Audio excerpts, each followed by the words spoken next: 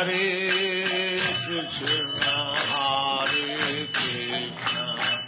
कृष्ण कृष्ण हरे हरे हरे राम राम राम हरे हरे। श्रील प्रभुपाद की जय, गुरु गौरांग की जय। तो आज का विषय है कृष्ण का काली रूप धारण करना। पूर्व लीला में हमने श्रवण किया कि किस प्रकार कृष्ण गौरी देवी का रूप धारण किए। अभी आज हम वो लीला श्रवण करेंगे जिसमें कृष्ण काली का रूप धारण करते हैं। काली मतलब काली देवी चंडिका।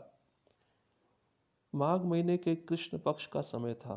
अपने दैनिक कार्यक्रम जैसे गाय दुहाना, स्नान, भोजन आदि के बाद कृष्ण अपने सखाओं के साथ गाय चराने के लिए वृंदावन चले गए।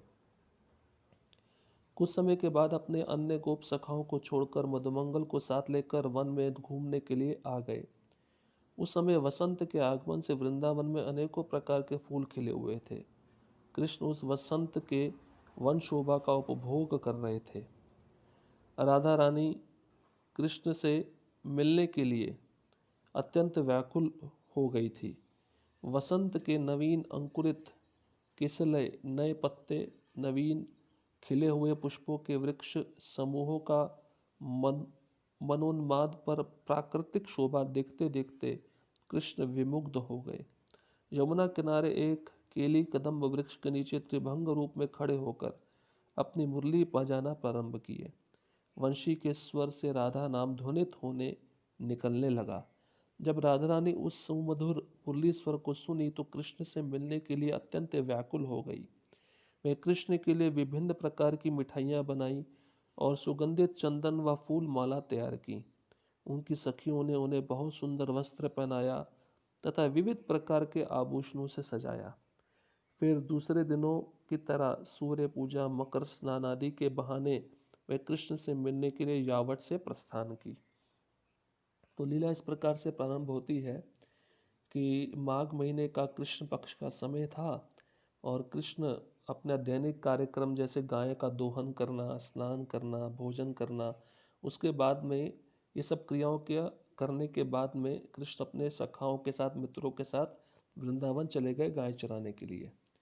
और कुछ समय के बाद उन्होंने उन मित्रों का भी साथ छोड़ दिया और मधुमंगल के साथ हो लिए और वन का जो सौंदर्य है उसको देखने लगे घूम घूम कर। और बताया जाता है कि उस समय वसंत ऋतु भी आ गई थी। वसंत ऋतु बहुत ही सुंदर होती है।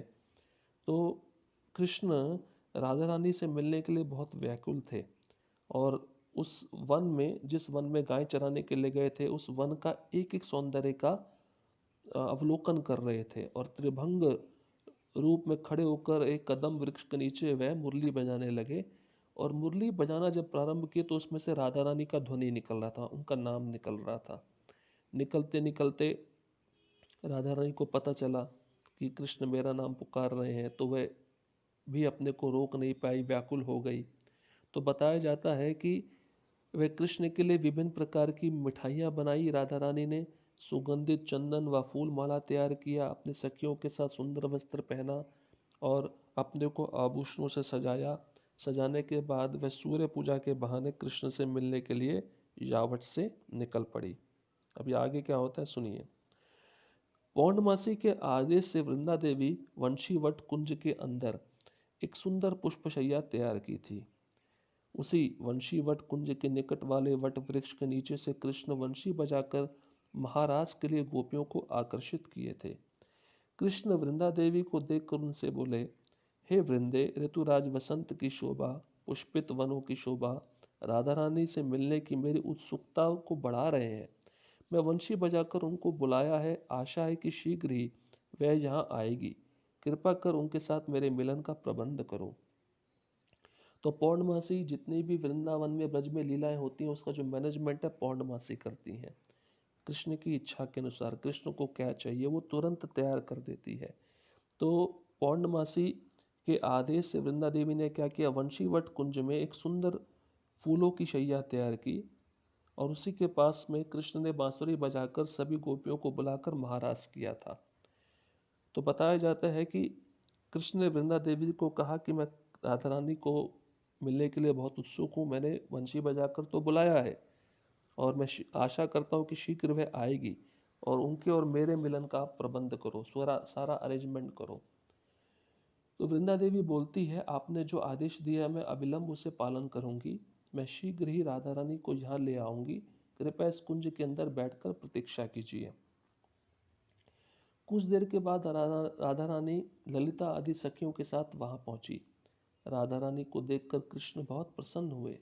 ललिता और विशाखा पुष्पशैया के ऊपर राधा रानी को कृष्ण के बाईं ओर बिठाई। फिर दोनों को चंदन अर्पित सुगंधित फूलमाला पहनाई। ललिता उनकी आरती की। उस समय अन्य सखियां हाथ से ताली बजाते हुए मधुर स्वर में गीत गाने लगी। उन्हें घी का दीप जला दिखाकर श्वेत चामर से पंखा डुलाने लगी। इसके बाद शुभ व मंगलकारी उलू ध्वनि करके सखियां किशोर किशोरी की पुष्पांजलि अर्पित की। तो आप जान सकते हैं किस प्रकार से सखियां और गोपियां राधा रानी कृष्ण की सेवा करती हैं। जब राधा रानी अपनी सखियों के साथ उस कुंज में आ गई तो उनको बिठाया गया, उनको चंदन अर्पित किया गया और उनको पुष्प अर्पित किए गए, उनको माला अर्पित की गई, उनको आरती अर्पित की गई। राधा रानी व श्री कृष्ण जब इस प्रकार अपने आनंदपूर्ण लीलाओं का आस्वादन कर रहे थे, कुटिला कुंज में उपस्थित हुई। कुटिला सर्वदा राधा रानी में गलतियां ढूंढने के लिए उत्सुक रहती थी। वह बिल्कुल चुपचाप वहां पहुंची और कुंज के एक छेद में से झांकी। वहां उसने राधा रानी और श्री कृष्ण को एक साथ एक पुष्पशैया पर बैठे हुए देखा। पहले कुटिला कई बार अपने भाई अभिमन्यु को सूचना दी थी कि राधा रानी और श्री कृष्ण परस्पर प्रेमासक्त हैं एवं दोनों कुंज में एक दूसरे से मिलते हैं, लेकिन वह कभी भी उस पर विश्वास नहीं किया। कुटिला सोची, आज मैं अवश्य अपने भाई को यहाँ ले आऊंगी और उसे सब दिखाऊंगी। अपने आंखों से सब देखेगा तब वह विश्वास करेगा। तो ये कुटिला कौन है? ये अभिमन्यु की बहन है। तो बताया जाता है कि जब दोनों राधा रानी कृष्ण एक ही पुष्पशैया पे बैठे थे तो कुटिला उस कुंज में आ गई और उसने एक छिद्र से देखा कि दोनों एक ही पुष्पशैया पे बैठे हैं। और उसने विचार किया कि पहले तो मैं विश्वास नहीं करती थी कि दोनों एक साथ रहते हैं, पर आज मैंने विश्वास कर लिया क्योंकि मैंने अपनी आंखों से देखा। अभी मैं अपने भाई को बुलाऊंगी, अभिमन्यु को जो राधा रानी का पति है, और अपनी आंखों से देखेगा तब उसको भी विश्वास हो जाएगा। शीघ्रता से कुटिला गोचारण भूमि की ओर गई। जहां वह अभिमन्यु से मिली और उसे बताई, मैंने तुम्हें कई बार बताया है कि राधा वन में कृष्ण से मिलती है, किंतु तुमने कभी भी मुझ पर विश्वास नहीं किया। अब कृपा करके मेरे साथ आओ और अपने आंखों से स्वयं देखो कि कैसे वह दोनों एक निर्जन कुंज के अंदर पुष्पशैया पर बैठे हैं। तब तुम विश्वास करोगे। अभिमन्यु बोला, तुम कह रही हो तो सत्य ही होगा। यदि तुम मुझे यह दिखा सकती हो तब मैं कृष्ण को उपयुक्त दंड सजा की व्यवस्था करूंगा और राधा को कभी भी सूर्य पूजा के लिए घर से बाहर नहीं जाने दूंगा। तो कुटिला तुरंत दौड़कर अपने भाई के पास गई और कहा कि तुम मुझ पे विश्वास नहीं करते ना, आज मैंने अपनी आंखों से देखा है, दोनों एक ही पुष्पशैया पे बैठे हैं। तो अभिमन्यु बोला, हाँ तुम सत्य ही बोल रही होगी।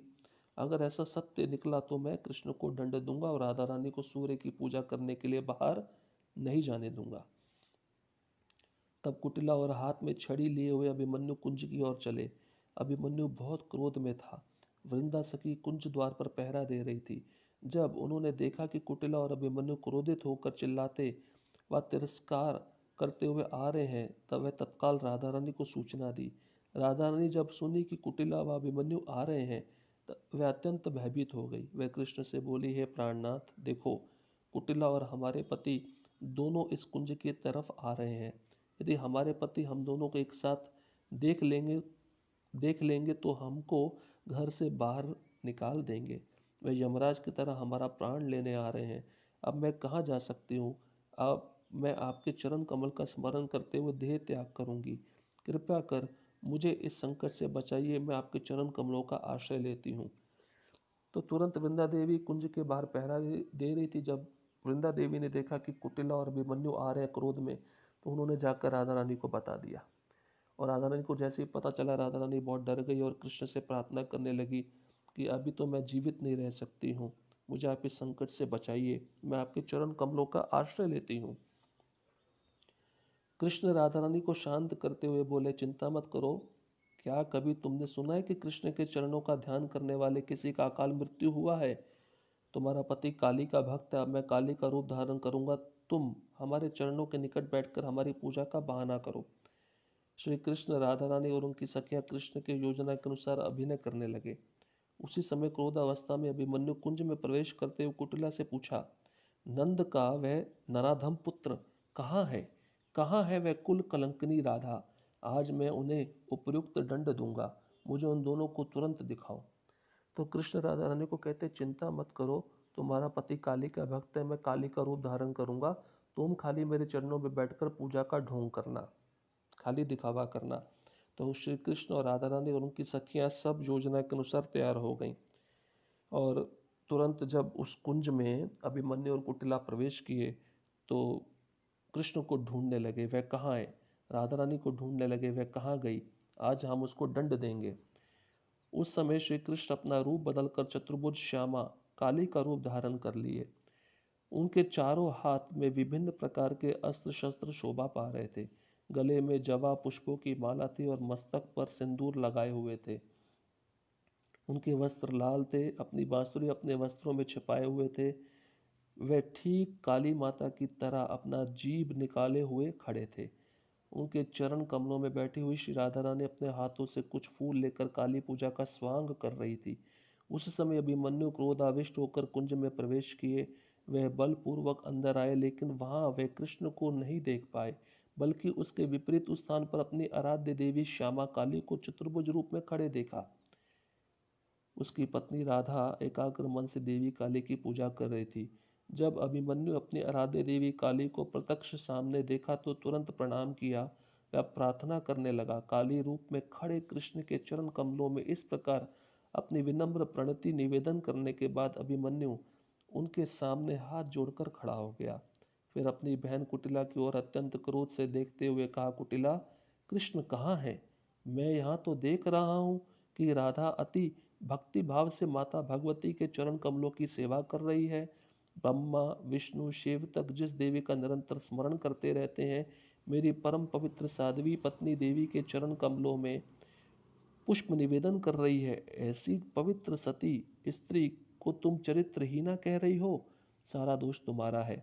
आज मैं तुम्हें क्षमा कर देता हूँ, लेकिन यदि फिर कभी तुम मेरी ऐसी निष्कलंका साध्वी पत्नी राधा को बदनाम की तो मैं निश्चित तुम्हें दंड दूंगा एवं घर से बाहर निकाल दूंगा। जब कुटिला को अपने भाई द्वारा इस प्रकार भर्त्सना सुनने को मिला तब वह अत्यंत लज्जित हुई और मुख नीचे करके खड़ी रही। तो अभिमन्यु वहां पहुंचे। अभिमन्यु देखा कृष्ण तो है नहीं, और काली देवी है जिनके वह भक्त थे, और राधा रानी वो चतुर्भुज रूपी काली देवी की पूजा कर रही है। और यह देखकर अभिमन्यु को बहुत क्रोध आया। पहले तो उन्होंने इस काली देवी को प्रणाम किया, प्रार्थना किया, फिर अपनी बहन कुटिला की तरफ देखकर चिल्लाने लगे कि वास्तव में तुम झूठ बोल रही थी, यहाँ पे कृष्ण नहीं है, मेरी पत्नी तो निष्कलंका है, वो इतनी साध्वी है, तुमने उसको चरित्रहीना कैसे कहा? फिर अभिमन्यु राधा रानी से बोला, श्रीमती जी, तुम सौभाग्यशालिनी हो, तुम पुण्यवती हो। इस ब्रजमंडल में तुम्हारे समान और कोई सती पवित्र नहीं है। आज मेरी मनोकामना पूर्ण हो गई।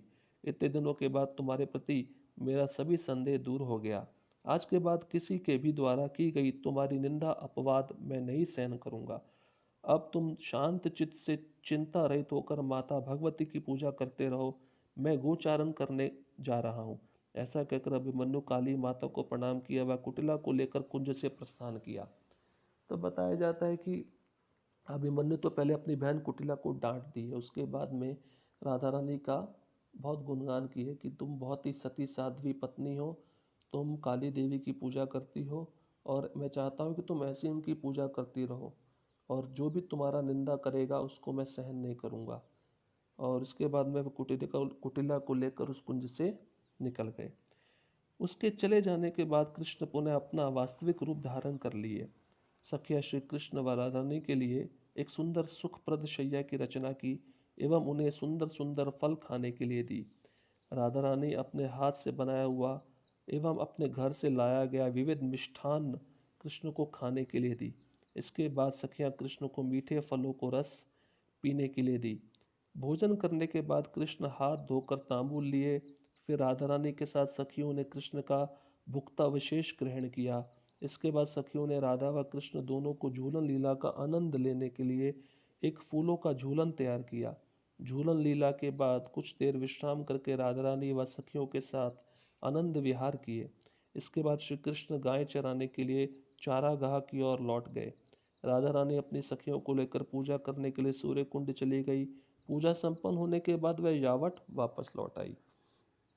जब अभिमन्यु और कुटिला दोनों चले गए तो कृष्ण पुनः अपने उसी रूप में आ गए और सखियों ने उनको भिन्न भिन्न प्रकार की सेवाएं प्रदान की। उनके लिए एक फूलों का झूलन बनाया जिस पे दोनों को बिठाया और राधा रानी अपने घर से जो भी मिष्ठान लाई थी वह कृष्ण को प्रदान की और सखियों ने विभिन्न प्रकार के फलों का जूस निकाला और कृष्ण को अर्पित किया।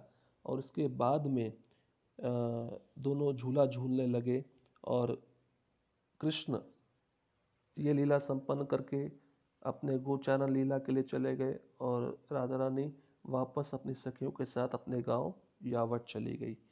इस प्रकार से कृष्ण ने काली देवी का रूप धारण किया। ये लीला बहुत ही सुंदर है। इसको बार बार सुनिए, चिंतन करिए, मनन करिए, कृष्ण और राधा रानी को अपने हृदय में बिठाइए। वास्तव में मनुष्य जीवन का लक्ष्य यही है। आज हम इस लीला को यहीं पर समाप्त करते हैं। श्रील प्रभुपाद की जय। गुरु गौरांग की जय।